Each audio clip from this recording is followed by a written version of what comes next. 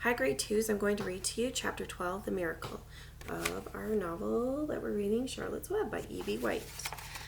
So grab something to drink and grab your blankie and snuggle up and listen to Miss V read to you this morning or this afternoon or whenever you choose to listen to the video. Okay, so let's go. The Miracle. The next day was foggy. Everything on the farm was dripping wet. The grass looked like a magic carpet. The asparagus patch looked like a silver forest. On foggy mornings, Charlotte's Web was truly a thing of beauty. This morning, each thin strand was decorated with dozens of tiny beads of water. The web glistened in the light and made a pattern of loveliness and mystery, like a delicate veil. Even Lurvy, who wasn't particularly interested in beauty, noticed the web when he came with the pig's breakfast. He noted how clearly it showed up, and he noted how big and carefully built it was. And then he took another look, and he saw something that made him set his pail down. There, in the center of the web, neatly woven in block letters, was a message. It said, "Some pig." Lurvy felt weak. He brushed his hand across his eyes and stared harder at Charlotte's Web. Wow, can you imagine if you came into a barn and saw that? That would be very amazing and very stunning and be just staring at thinking, how the heck did that happen? "I'm seeing things," he whispered. He dropped to his knees and uttered a short prayer. Then, forgetting all about Wilbur's breakfast, he walked back to the house and called Mr. Zuckerman. "I think you'd better come down to the pig pen," he said. "What's the trouble?" asked Mr. Zuckerman. "Anything wrong with the pig?" "No, not exactly," said Lurvy. "Come and see for yourself." The two men walked silently down to Wilbur's yard. Lurvy pointed to the spider's web. "Do you see what I see?" he asked. Zuckerman stared at the writing on the web. Then he murmured the words, "Some pig." Then he looked at Lurvy.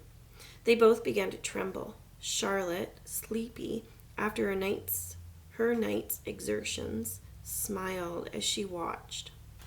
Wilbur came and stood directly under the web. "Some pig," muttered Lurvy in a low voice. "Some pig," whispered Mr. Zuckerman.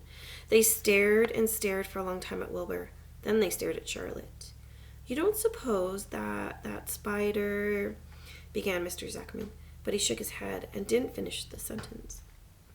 Instead, he walked solemnly back up to the house and spoke to his wife.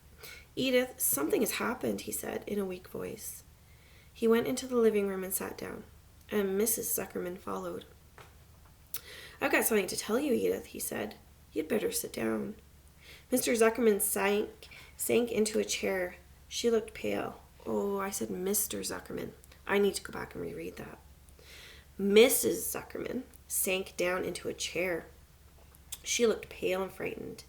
"Edith," he said, trying to keep his voice steady, "I think you had best be told that we have a very unusual pig." Very unusual indeed. A look of complete bewilderment came over Mrs. Zuckerman's face. "Homer Zuckerman, what in the world are you talking about?" she said. "This is a very serious thing, Edith," he replied. "Our pig is completely out of the ordinary." "What's unusual about the pig?" asked Mrs. Zuckerman, who was beginning to recover from her scare. "Well, I don't really know yet," said Mr. Zuckerman. "But we have received a sign, Edith, a mysterious sign. A miracle has happened on this farm. There is a large spider's web in the doorway of the barn cellar, right over the pig pen. And when Lurvy went to feed the pig this morning, he noticed the web because it was foggy, and you know how a spider's web looks, very distinct. I need to go back and reread that, boys and girls. You know how a spider's web looks very distinct in a fog. And right sprang in the middle of the web, there were the words, 'Some pig.' They were actually part of the web. Edith, I know, because I have been down there and seen them. It says, 'Some pig,' just as clear can be. There can be no mistake about it." A miracle has happened, and a sign has occurred here on earth, right on our farm, and we have no ordinary pig."